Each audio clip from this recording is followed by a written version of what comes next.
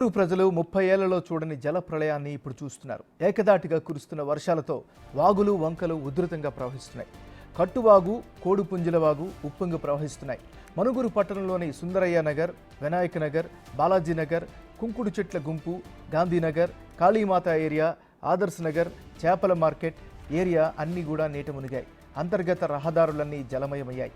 రాత్రి నుంచి విద్యుత్ సరఫరా లేకపోవడంతో ప్రజలు ఇబ్బందులు పడుతున్నారు. పలు ప్రాంతాల్లో వరద నీటితో విష సర్పాలు ఇళ్లలోకి చేరడంతో ప్రజలు భయపడుతున్నారు.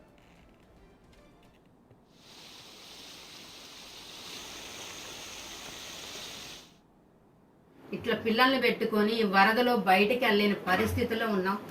ఈ ఆడవలేక ఎట్లా బతకాలో అర్థం కాని పరిస్థితిలో ఉన్నాం.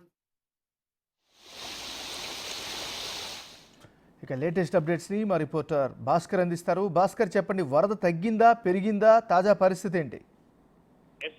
మొత్తానికైతే మాత్రం మనుగూరులో కాస్త వరుణులు శాంతించినట్టు తెలుస్తా ఉంది. మొత్తానికైతే మాత్రం గత 2 రోజుల నుంచి మొన్న నైట్ నుంచి కురిసిన వర్షాల వల్ల కూడా ఒకసారి 160.5 మిల్లీమీటర్ల వర్షం నమోదైంది. మరోవైపు చూసుకుంటే మాత్రం అక్కడ ఉన్న సింగరేణి ఓసీ గనుల్లో భారీ వర్షం నీరు ఆ వర్షం నీరంతా కూడా భారీ బాహుబలి మోటార్ల సహాయంతో సింగరేణి అధికారులు బయటకు తోడేస్తున్న కాలంలో ఆ నీరు మొత్తం కూడా ఒకసారిగా మనుగూరు పట్టణానికి ఎఫెక్ట్ కొట్టింది. ఫలితంగా చూసుకుంటే మాత్రం ఆ ప్రాంతం మొత్తం కూడా లోతట్టు ప్రాంతం కూడా ఉధృతంగా వరద ప్రవహిస్తున్న నేపథ్యం అవుతుంది. మరొక అశోక్ నగర్ కోడిపుంజుల వాగు వద్ద పెద్దవాగు పొంగిపొరల కూడా కాలనీలను కూడా బురదమయ అంటే నీలమయం అయిపోయినా చెప్పుకోవచ్చు. మరోవైపున ఆటో నగర్, అశోక్ నగర్, శ్రీశ్రీ నగర్, ఆదర్శ్ నగర్ కాలనీలతో పాటు వరద నీరు ఇళ్లలో అర్ధరాత్రి 3 గంటల సమయంలో వరద నీరు ఒక్కసారిగా ఇళ్లలో చేరడంతో మహిళలు కావచ్చు, అదే కుటుంబీకులు కట్టుబట్టల మీద బయటకు వెళ్ళిన పరిస్థితి అయితే నెలకొని ఉంది. ఇది ఇలా ఉండగా మరోవైపు చూసుకుంటే మది నియోజకవర్గ వ్యాప్తంగా కూడా భారీ ఎత్తున కూడా వర్షపాతం నమోదు కావడంతో ఆ ప్రాంతం మొత్తం కూడా ఒక్కసారిగా అంటే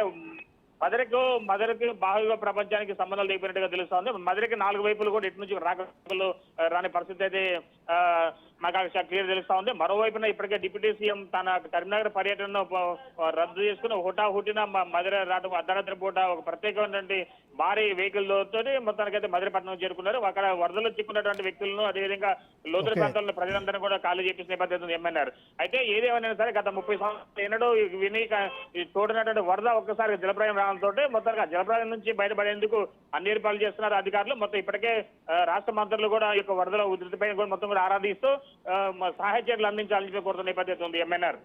థ్యాంక్ యూ భాస్కర్.